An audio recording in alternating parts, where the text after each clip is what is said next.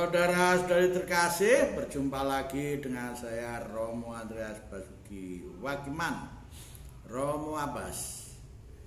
Kali ini akan menceritakan tentang seseorang yang berpasrah kepada Allah saat lemah.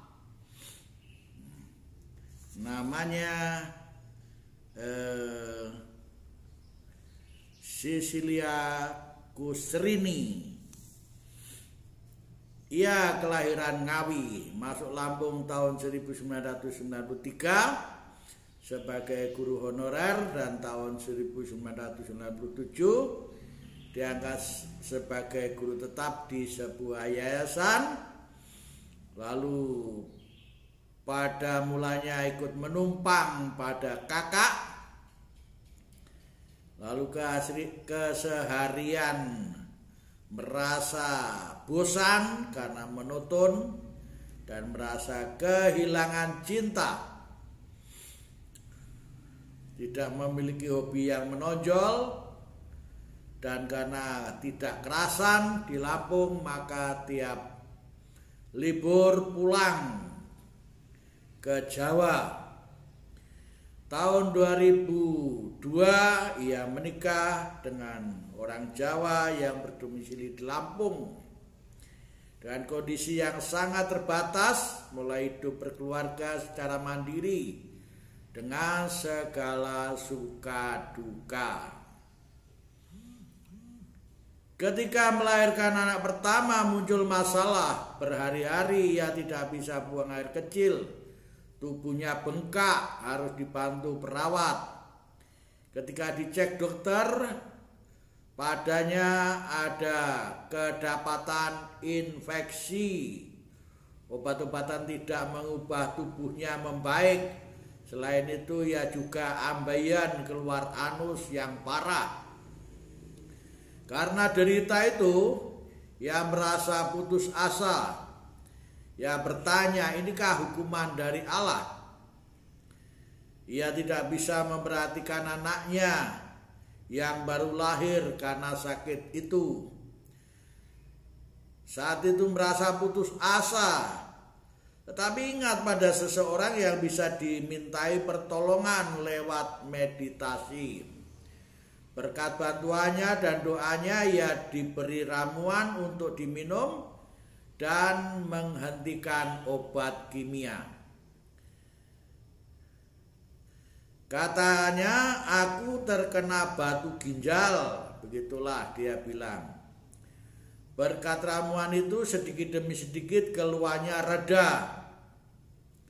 Walaupun butuh berhari-hari sampai ia sembuh.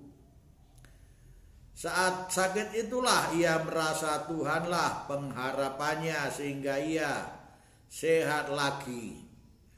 Ia alami mujizatnya yang luar biasa baginya. Tahun 2008 lagi-lagi ia ambeien. Lalu ia harus menjalani operasi. Saat itu ia melahirkan anak kedua 2 tahun kemudian. Setelah operasi, tubuh dan kekuatannya terasa hilang. Ia tak punya kekuatan untuk mengangkat barang dan bekerja. Ia takut, ia putus asa, ia bermimpi sembuh. Saat seperti itu baru ia ingat Tuhan. Ia berdoa. Setelah beberapa bulan ia sembuh. Ia harus hidup dan berjuang untuk keluarga.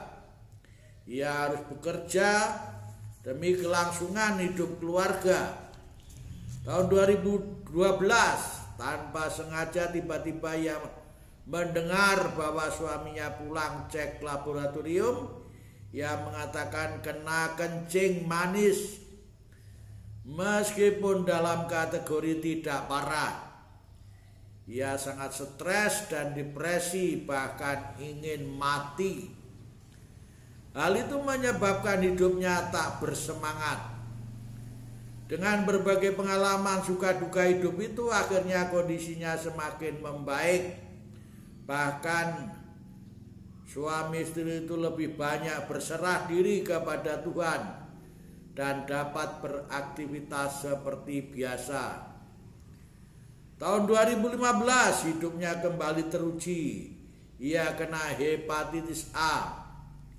Ia teringat ia punya teman perempuan waktu kuliah yang kena penyakit seperti dia meninggal. Pikirannya langsung mengarah ke kematian, seperti yang dialami temannya itu. Tetapi dokter memberikan harapan. Menurut dokter penyakitnya tergolong ringan dan bisa sembuh asalkan pola hidupnya dijaga. Berkatnya peristiwa itu yang seringkali membuatnya merasa sedih dan menangis, baik di rumah, di keluarga, di lingkungan kerja, dan saat bersama orang lain. Masalah ekonomi dan hubungan sosial seringkali menjadi pemicu. Namun di sana ia menemukan semangat lagi saat ada orang yang mendukungnya dan kekuatan doa dari suami istri kepada Tuhan meringankan bebannya. Suatu saat ia merasa letih, berbeban berat. Ia merasa lega bila berpasrah diri kepada Tuhan. Katanya, Tuhan silahkan ambil saya, tapi saya tidak mau sia-sia. Saya masih punya keluarga, aku ingin melihat masa depannya.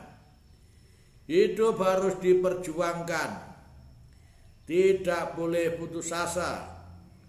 Ia harus bangkit di rumah, di tempat kerja, dan di lingkungan.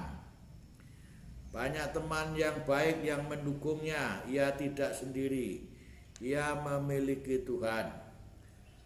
Satu pegangannya yang membuatnya bertahan dalam aneka cobaan adalah iman kepada Tuhan, Allah Bapa, Tuhan Yesus, dan Roh Kudus.